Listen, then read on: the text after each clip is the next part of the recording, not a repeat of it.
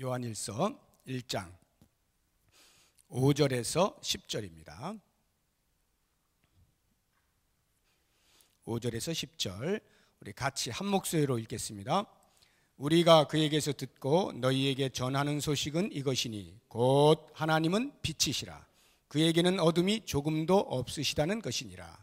만일 우리가 하나님과 사귐이 있다 하고 어둠에 행하면 거짓말을 하고 진리를 행하지 아니함이거니와 그가 빛 가운데 계신 것 같이 우리도 빛 가운데 행하면 우리가 서로 사귐이 있고 그 아들 예수의 피가 우리를 모든 죄에서 깨끗하게 하실 것이요 만일 우리가 죄가 없다고 말하면 스스로 속이고 또 진리가 우리 속에 있지 아니할 것이요 만일 우리가 우리 죄를 자백하면 그는 미쁘시고 의로우사 우리 죄를 사하시며 우리를 모든 불의에서 깨끗하게 하실 것이요 만일 우리가 범죄하지 아니하였다 하면 하나님을 거짓말하는 이로 만드는 것이니 또한 그의 말씀이 우리 속에 있지 아니하니라. 그 5절을 보시니까 사도 요한이 어떻게 표현했어요? 하나님은 빛이시라. 하나님은 빛이시라. 이렇게 하나님을 빛으로 이야기하는 사도 요한의 마음에는 무엇을 상상하는가 하면 우리가 이렇게 보는 이런 전구빛 또는 자연 속에서 나타나는 햇빛 이런 빛을 말하는 것이 아니라 죄가 조금도 없으신 거룩하신 분이시다 라고 하는 의미에서 하나님은 빛이시라 말하고 있는 거예요. 그래서 그 다음 곧바로 이야기하기를 그에게는 어둠이 조금도 없으시다는 것이라 이렇게 표현을 하고 있는 것입니다. 사도 바울도 디모데전서 6장에 보면은 하나님을 여러 이렇게 표현을 해놓고 있는데 오직 그에게만 죽음이 있지 아니하고 가까이 가지 못할 빛에 거하시는 분이라 이렇게 표현을 하고 있거든요. 그 이야기는 죄로 때가 묻은 우리 인간들이 근접하지 못할 만큼의 거룩의 완벽을 가지신 분이시다. 조금도 어둠이 없어요. 어둠이란 죄를 상징하는 거예요. 죄가 조금도 없으신, 그래서 점도 흠도 티도 없으신 거룩하신 하나님이라 이렇게 성경은 말을 하고 있는 것입니다. 하나님은 빛이시에요. 거룩하신 분이시다 라고 하는 것입니다. 어떤 궤변자는 이런 이야기를 합니다. 정말 하나님이 거룩하시냐? 하나님이 창조주이신데 우리 인간 세계 가운데 죄가 들어왔다는 이야기는 하나님이 죄를 만드셨다는 말이 아닌가? 그러면 죄를 만드신 분이 어찌 거룩하다라고 할 수 있겠는가? 이렇게 궤변을 늘어놓는 사람도 가끔 있어요. 또는 하나님은 전능하시다는데 그러면 못하실 것이 없으신데 죄도 지으실 수 있겠네요. 이런 궤변을 늘어놓는 사람들이 있어요. 그런 차원에서 본다면 우리 하나님은 전능하신 분이 아니죠. 전혀 전능하시지 못합니다.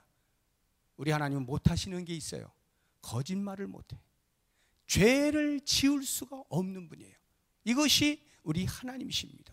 너무나 거룩이 완벽하시기 때문에 죄와는 도무지 섞일 수가 없어요. 단 한 방울조차도 섞일 수가 없는 것이 하나님의 거룩입니다. 이렇게 제가 말씀을 드리면 자, 그런 하나님과 우리가 사귐을 갖는다. 빛이신 하나님, 거룩의 완벽하신 그 하나님과 사귐을 갖는다라고 할 때 벌써부터 그 말 자체에서 숨이 막혀오는 사람들이 있을 수가 있습니다. 우리가 드라마에서 이렇게 보면 도저히 같이 사귈 수 없을 만한 그 많은 차이가 나는 두 남녀를 보게 되면 한편으로는 저 이루어졌으면 좋겠다. 세상에서는 그게 잘 안 되지만 그래도 드라마 속에서 되면은 정말 멋있다, 박수 쳐주고 싶어, 이런 관계 있지 않습니까?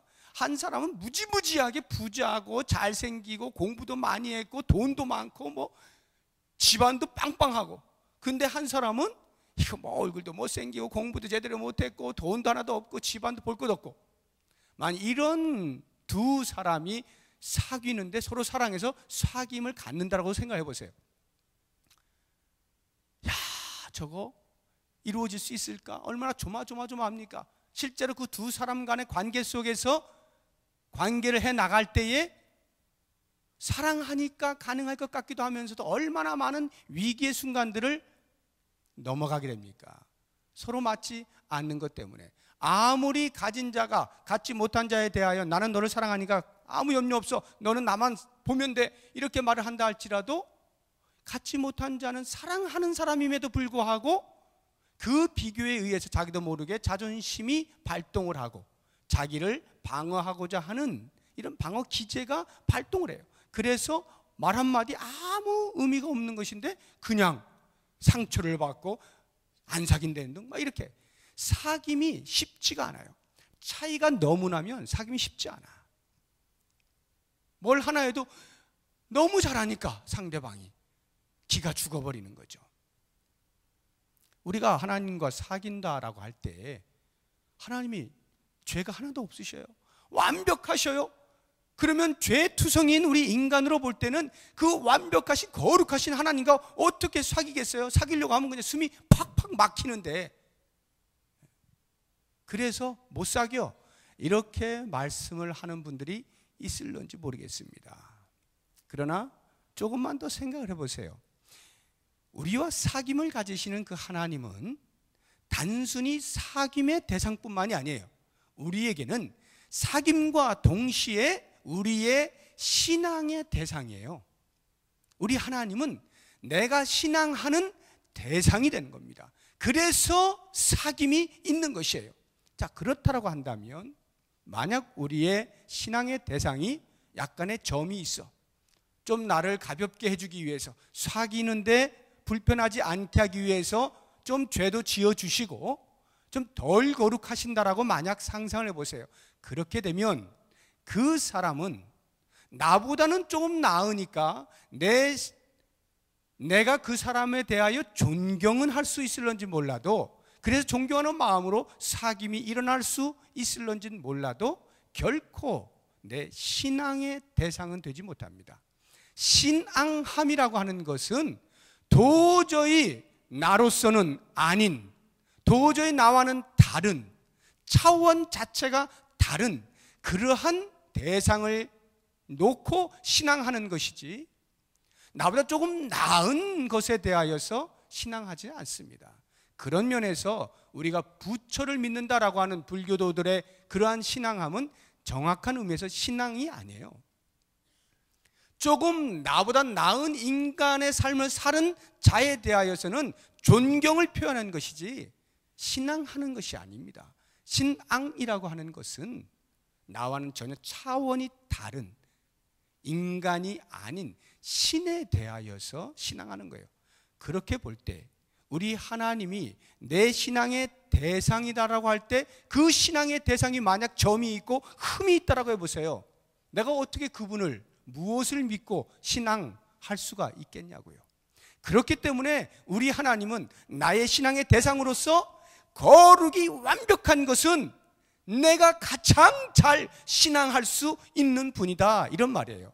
그러한 하나님이 나와 사귐을 갖는다라고 할 때에 설령 인간과의 관계 속에서는 차원이 너무나 다른 그런 삶을 사는 사람이 사귄다라고 할 때에 숨이 막혀오는 경우가 있을지 몰라도 우리 하나님은 우리에 대하여서 숨 막히게 하시질 않고 오히려 두 팔을 벌리시면서 달려 나올 때마다 기꺼워하시고 반가워하시고 기뻐하시는 거예요. 결코 우리의 어떠한 잘못에 대하여서 폄하하거나 우습게 보거나 무시하거나 모른 척하거나 이러지 아니하시고 그 사귐 가운데 나오는 어떠한 자도 두 팔을 벌려서 반기시는 분이시기 때문에 그 하나님이 거룩에 완벽하시다라고 하는 것은 우리의 사귐조차도 너무나 큰 기쁨이요 영광이요 자랑이 될 수가 있는 것입니다.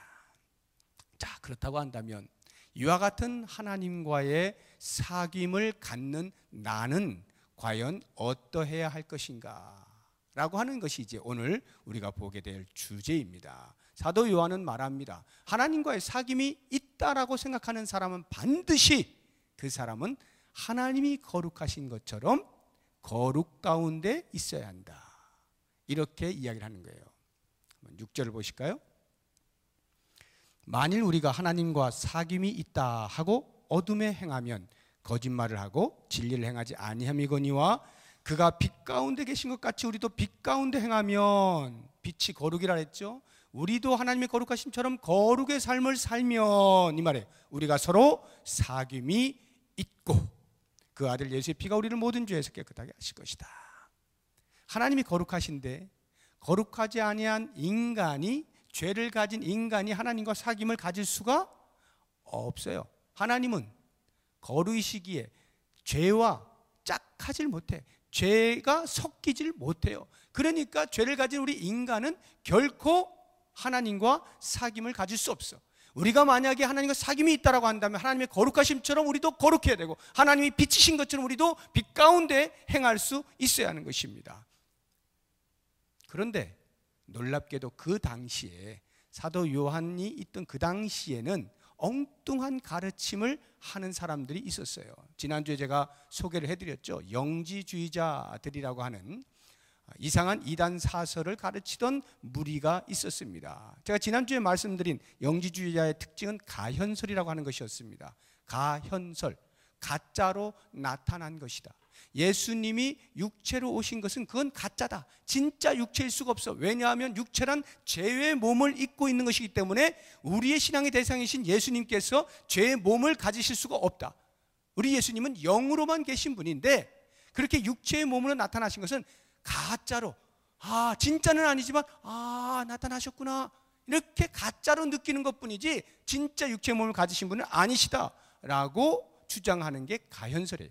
이게 영지주의자들입니다. 오늘 제가 또 다른 한 가지 특징을 말씀드리겠는데, 오늘 본문의 말씀과 관련하여서 이 영지주의자들은 이 죄와 관련해서 영지가 무슨 말이냐면 신령할 영자입니다. 영자예요. 이게 영혼할 때 그 영이 알지자입니다.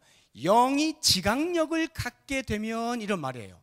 영의 세계에 대한 이해가 생기게 되면, 영지를 얻게 되면 그 다음에 그 사람은 더 이상 죄로부터 영향을 받지 않는다. 이게 영지주의자들의 가르침이에요. 영적인 지각력이 생기고 나면 그 사람은 죄로부터 영향을 받지 않아요. 그러니까 어떠한 죄를 지어도 죄 짓는 게 아니야. 죄와 상관이 없어. 내가 아무리 죄를 지어도 그 죄 짓는 건 육체뿐이지 내 영혼은 깨끗해. 언제나 깨끗해. 죄의 영향을 도무지 받지 않아요. 이렇게 가르친 것입니다.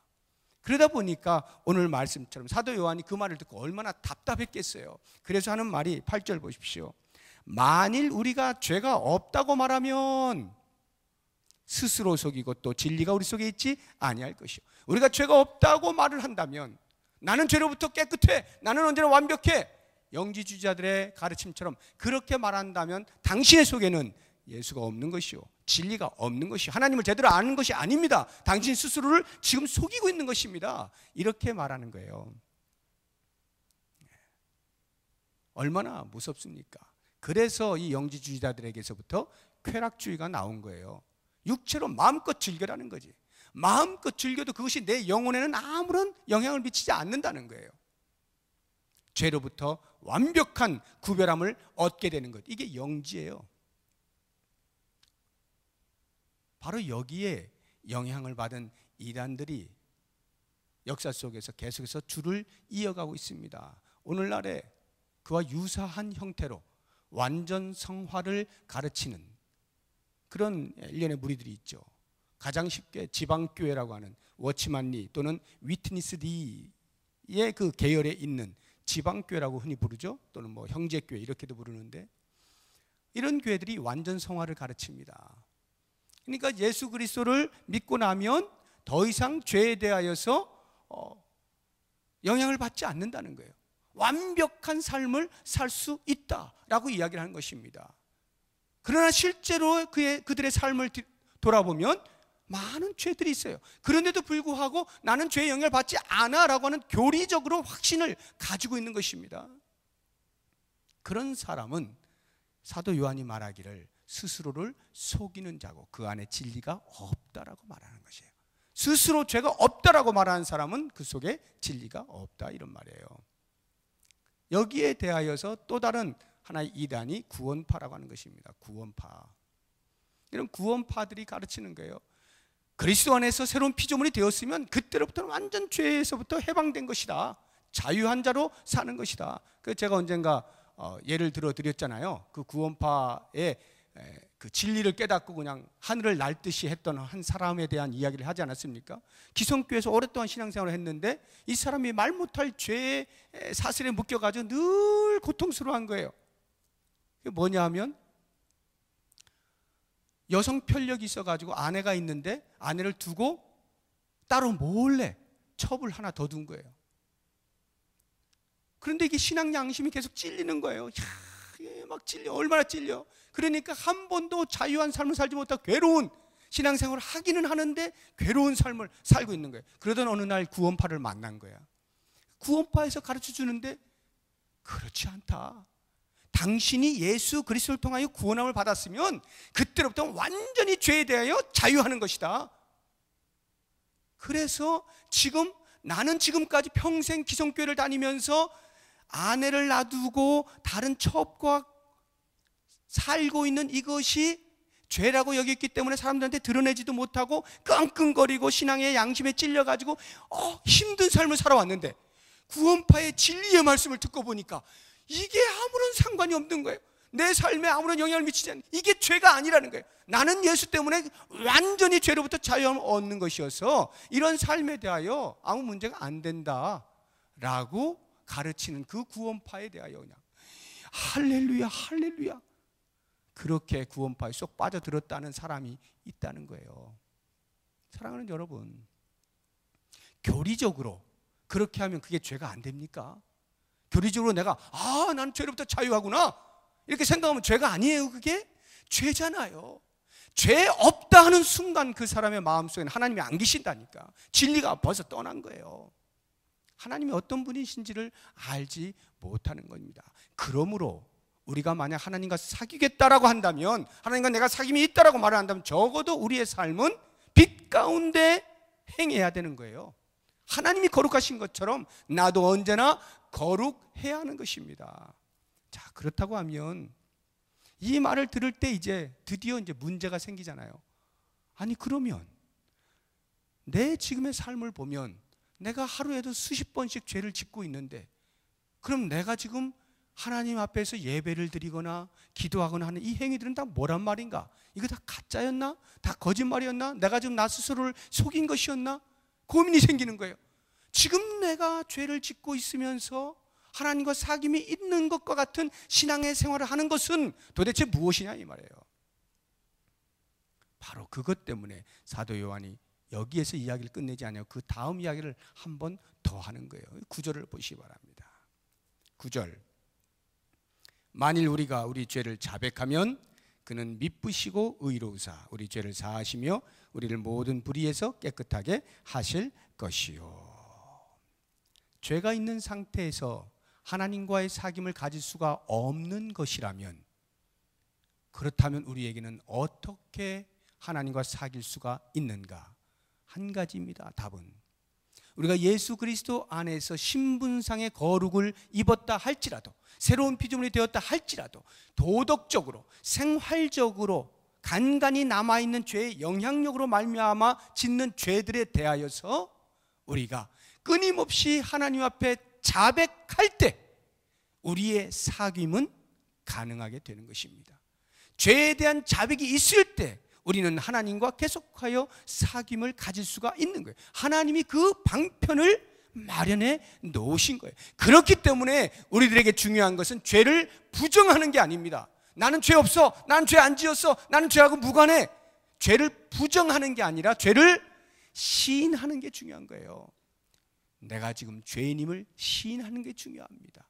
오늘도 내가 하나님의 은혜로 살아감에도 불구하고 짓고 있는 이 죄에 대하여 하나님 용서해 주십시오라고 하는 이 죄에 대한 시인이 하나님과의 사귐을 가능하게 만드는 것입니다.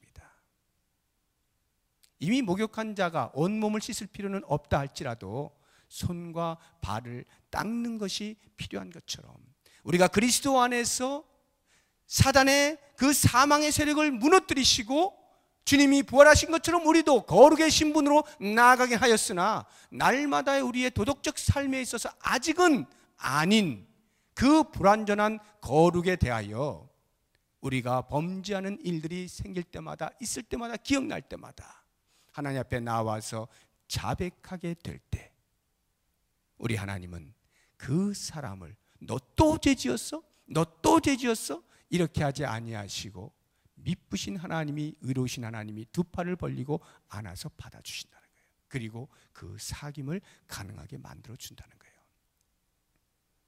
우리가 우리의 육체의 자녀들을 볼 때에도 아버지와 자녀의 관계로서 언제든지 그 관계가 끊어지지 아니한다 할지라도 자녀가 아버지에 대하여 잘못한 것을 숨기고 말하지 않고 있을 때에는 언제나 서먹서먹하지 않습니까?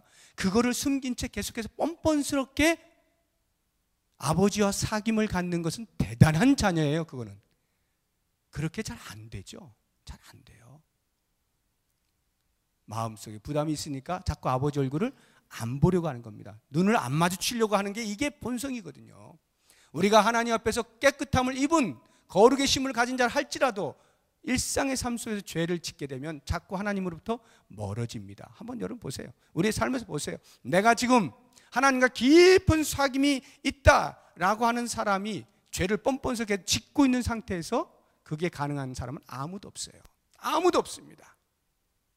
반드시 뭔가가 서원해진, 이렇게 하나님과의 관계가 서먹해진 사람은 반드시 죄 가운데 있는 것을 보게 됩니다.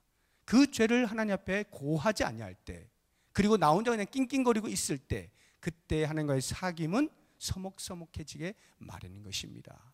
그러므로 만약에 하나님께서 그 사귐의 방편을 우리에게 마련하지 아니하셨다면 모를까, 그러한 놀랍게도 우리를 받아주실, 언제나 받아주실 그 길을 열어놓으시고 우리는 그리스도의 행하신 일을 힘입어서 은혜의 보좌 앞에 나와 간구할 때마다 하나님이 우리의 모든 죄를 깨끗이 사하시는 이 용서의 하나님에 대한 확신을 가지고 살아간다면 우리는 하나님과 계속적으로 사귐을 가질 수가 있다라고 하는 것입니다.